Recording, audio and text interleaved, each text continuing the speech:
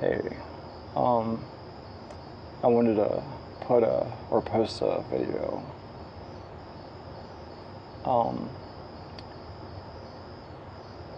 Just so y'all could see, like, I'm still here. I ain't going nowhere. I heard a lot of stuff today. And a lot of shit that broke my heart.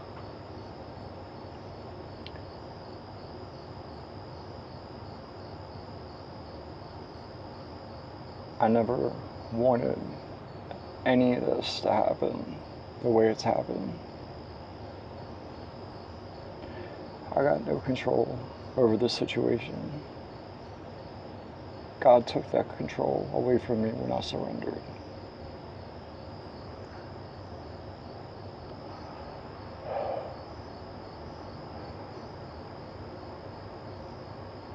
It's kind of crazy to me that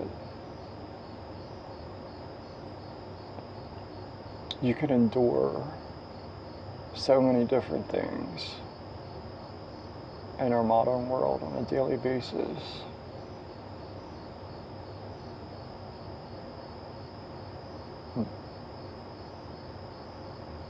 But when you keep overcoming obstacle after obstacle,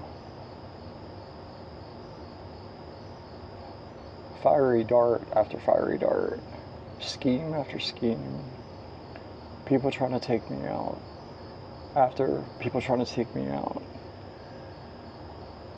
being told that I'm not allowed to have an opinion, being told that I need to shut up, being told that if I don't shut up, they're going to try and take me out again. The only reason I'm still here is because of my faith and God's mission, God's purpose for my life. I'm very grateful for His mercy and His grace. I don't know what kind of thing was supposed to happen behind the scenes. A beautiful thing. No one got my consent. I was never married to this particular person. I'm sorry to hear that that person is dying of cancer. I'm sorry that kids that I assisted this man in raising were paid with money from my inheritance to come up against me and try and tell people that I was crazy.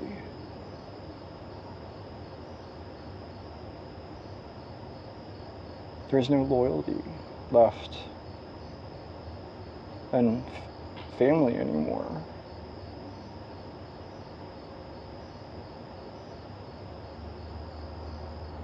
I even got people trying to tell me that my mom is not my mom and that my dad wasn't my dad.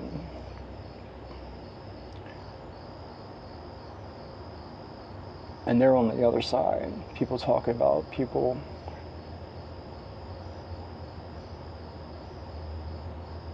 who were deceased can't defend themselves.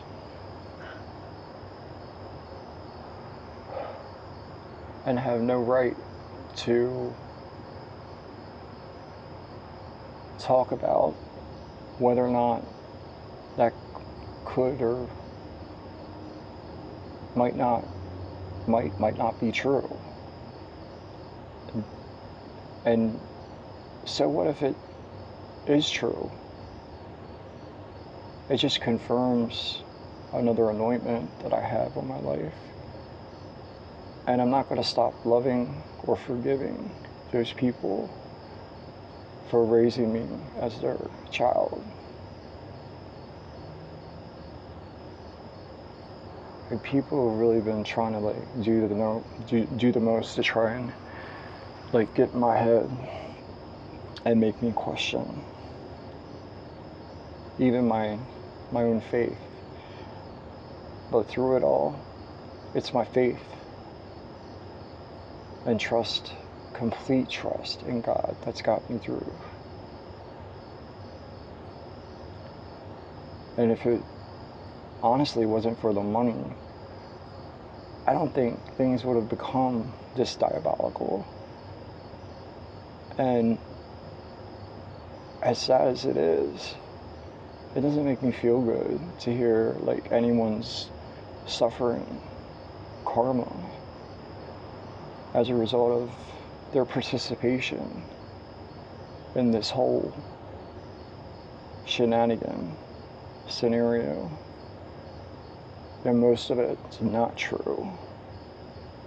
But most of you guys see that now, whether you agree with it or not.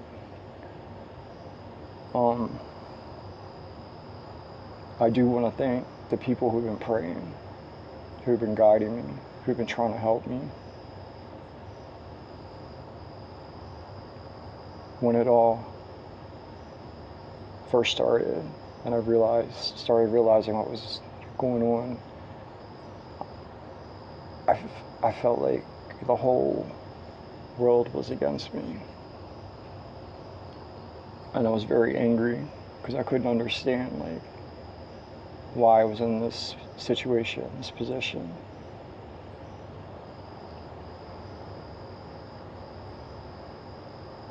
I was struggling with not only like mental health issues, depression, anxiety, because for real, those are the only diagnoses that I've ever been diagnosed in my adult life at this point in time. And my substance abuse issues, which, in all honesty, has spanned almost 30 years, 26 years. I didn't want this position.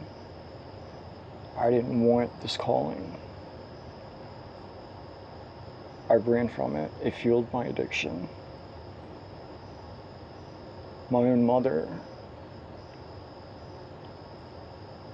participated in this madness, not because like she was concerned or worried about my mental health or substance abuse, but because she was jealous, because I grew up hearing her tell me that she was elect and I didn't know what I was talking about. You don't choose these things. God chooses. And you can't get out of it.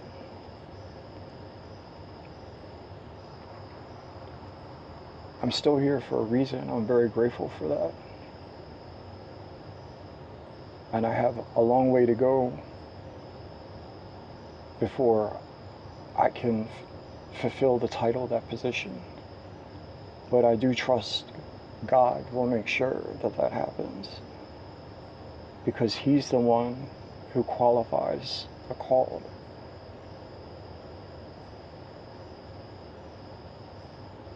And I am grateful for this experience, because I'm finally at a place where I'm comfortable with stop being concerned about what other people think, especially about my faith. God doesn't create to destroy, not my God.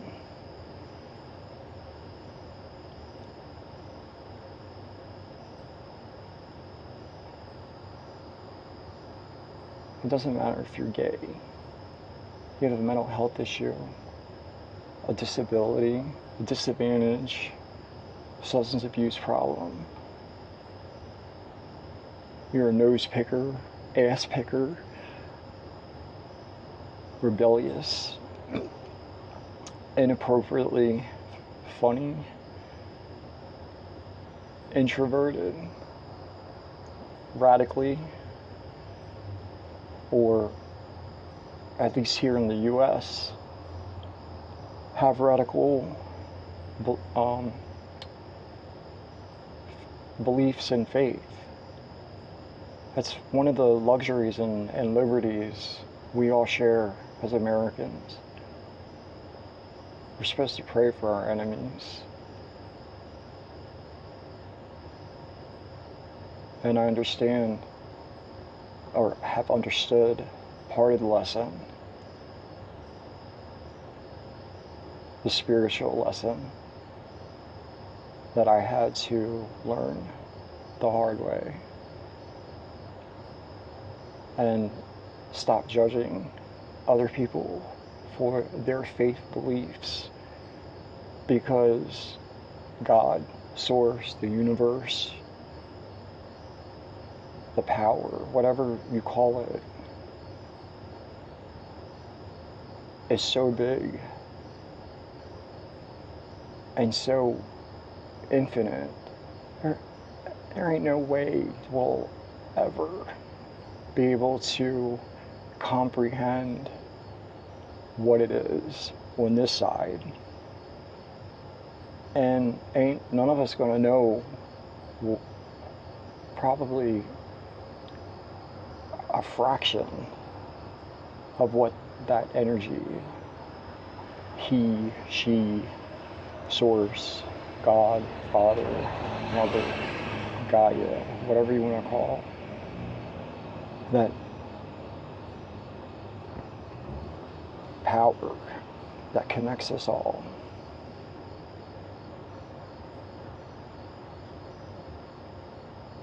None of us are God. Some of us may come off like we have superhuman powers, and you know, we might be able to get away with joking that we're an angel or half angel, or whatever. But at the end of the day, we're all human. And we all feel, think, bleed, sleep, eat, shit, and put our pants on the same way every day. We're all connected. So it doesn't matter what you want to call it. What's important is that we know that it exists. And that's important because that power wants us to exist and live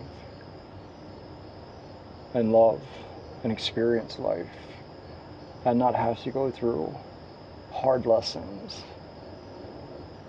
like my youngest brother and I had to go through. I'm very fortunate to still be here. And I don't make any excuses for past behaviors. But I don't live in the past. And I don't need some evil energy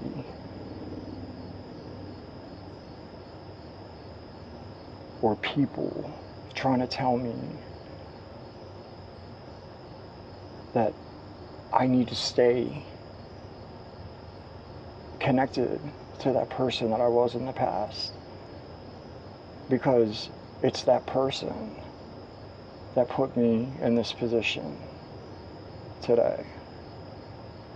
And so if the assignment was to get the lesson and learn it, the past has got to be shed. And God will be sure that that happens. And every day further, I'm going to continue to try until I get it. And no one can judge that except for God. Why would you want to? Who wants that duty and responsibility? And for as much smack as these these haters out there are talking about my parents. I will tell you this, in all their dysfunction and bad choices and mental health struggles, substance abuse struggles, alcoholism struggles, parenting struggles, abuse struggles, they endured and gave. My parents raised me to help disadvantaged people, to reach back and help someone when they're in need or in a time of trouble. And I know mad people have seen me do that, and you can't take that away from me. And I definitely made sure that I taught that to my son. And you can say what you want, son,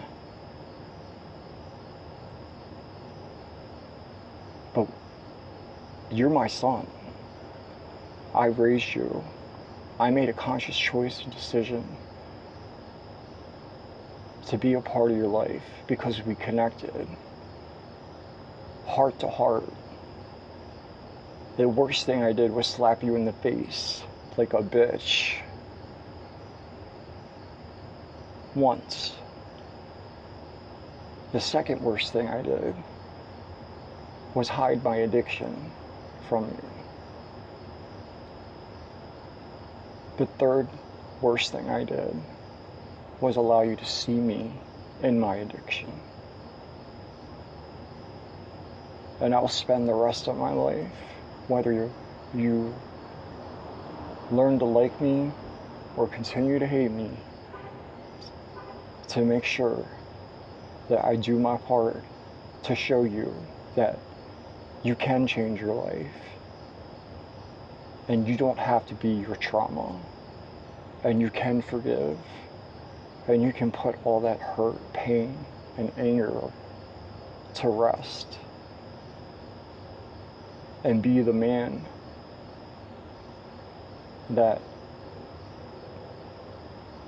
I and Wayne and your mother and your stepfather and your, God rest his soul, deceased father wanted you to be.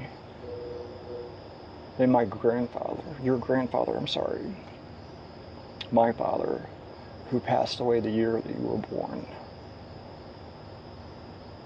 is watching over you. And just like my mother and my dad, and these people that you never met, talk to my mom, I know that you did at least have that a couple times. These people are watching out for you and looking over you because they know how much I love you. And you can say and lie and make up any bullshit story you want, but you aren't a good liar. You should really stop and reconsider, because clearly when people like us who have Asperger's, autism, spectrum people who struggle with mental health and substance abuse issues lie, people can tell.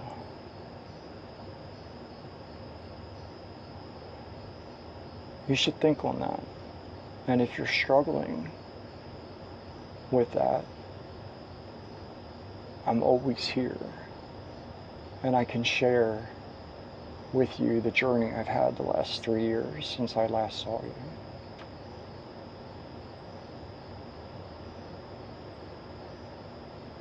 I do love you. And I love you too, Will.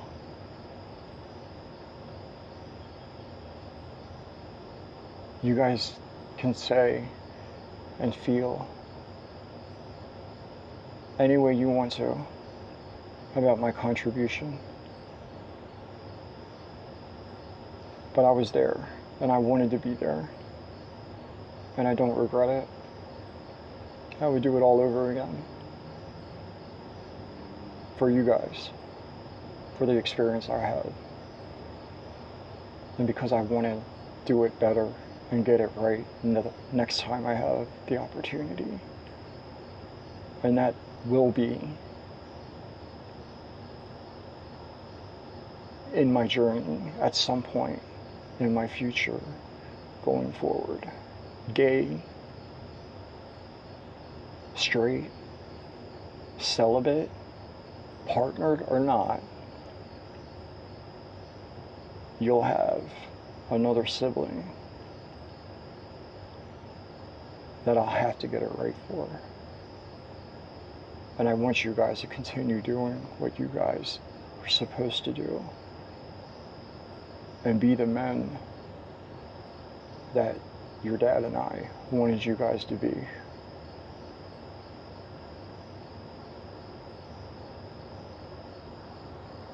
I'm not one to buy love. I'm not the gold digger that I was in my mid-20s, circling.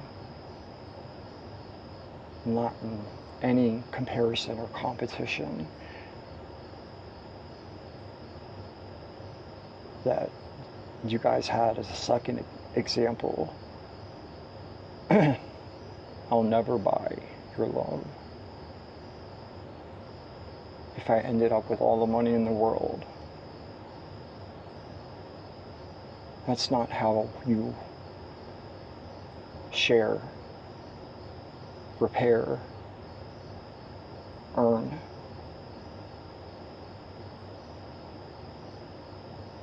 trust, forgive, and love your children or your parent.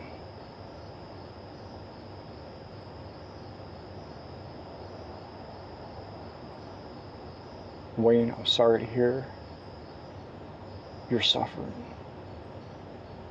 I'm open to talking in public with a therapist.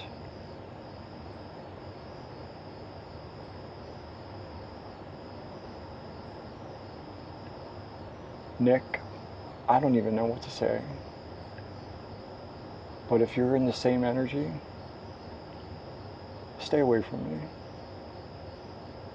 Because I'm in a different headspace, and I have to take my sobriety much more seriously. You're more than capable. Don't use your upbringing as an excuse to not heal. You're still in your early 30s. Don't waste your life and turn 40, 42 for me before you take your life more seriously and do the work that you need to do to live the life that you deserve to live.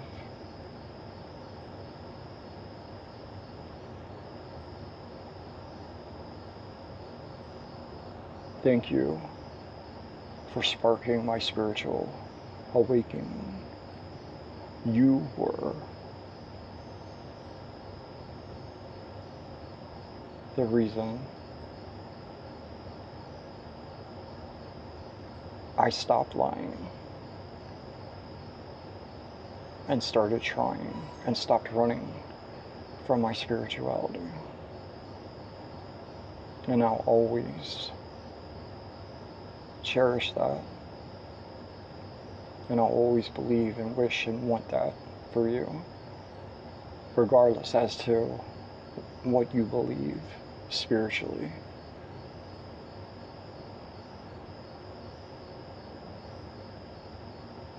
Or what you're told.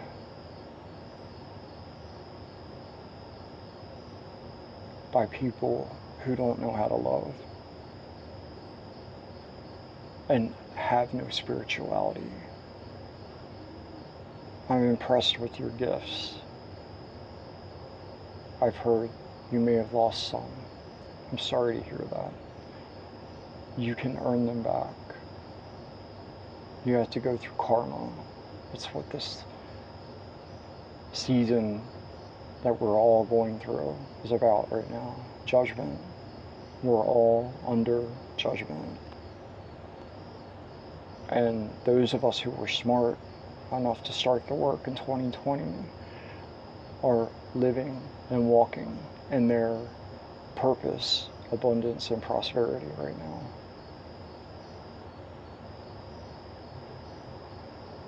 We all have the same opportunity. We have to put in the work. And you gotta have a conversation with something, someone, anything bigger, badder, and better than you.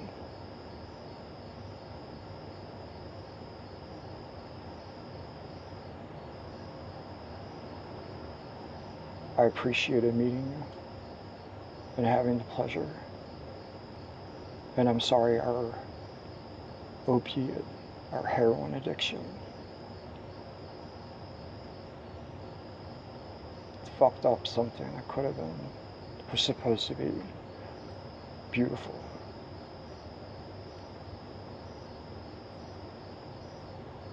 But my journey continues.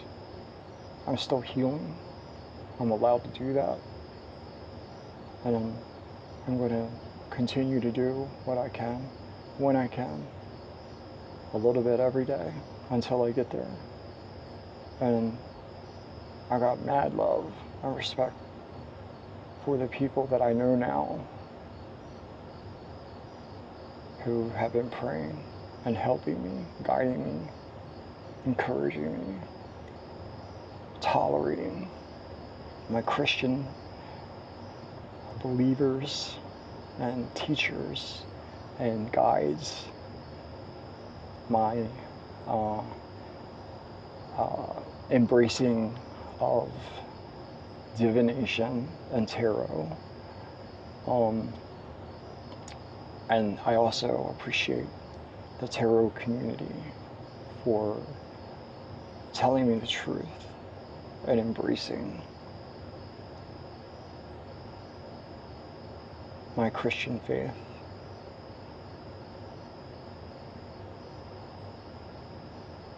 And for all those in the faith who have continued to love me and encourage me, guide me and teach me, regardless of my sexuality and my struggles with drugs and mental health and anger and control and judgment. You guys have helped bring me through. All of you guys. It's my big blended soul tribe family, and I'm very proud of you, everyone.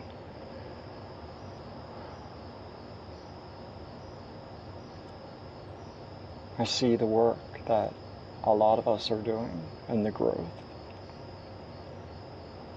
The last 3 years that I've been tuning in to some people, and it's very inspiring. You guys kept me going when I just didn't want to wake up.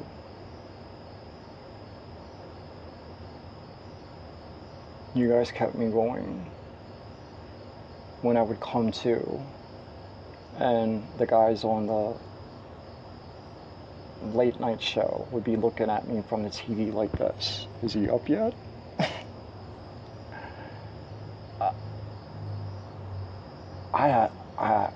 And I want to thank someone special I have in my life currently. I won't say his name. I'm pretty pissed off at him right now. Very disappointed, but some days are like that, right? For being the first person in my physical life who told me the truth, that this wasn't in my head, and that I wasn't crazy, and that he was going through it too.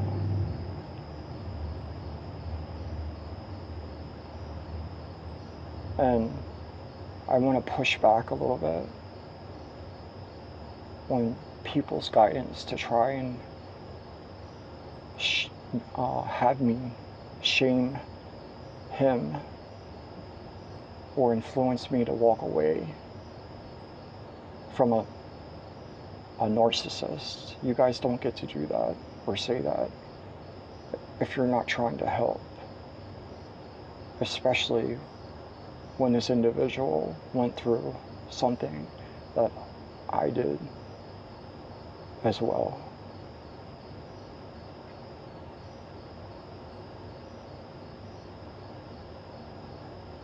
I appreciate you. I love you. I see you. And I thank you for being honest with me. You didn't have to do that. It was genuine. I can't say I know or appreciate or trust everything that's going on. And you could say the same thing. But I do have love for you. That's all I've wanted through this whole process, was someone to tell me the truth to my face and not be a coward and call me a liar.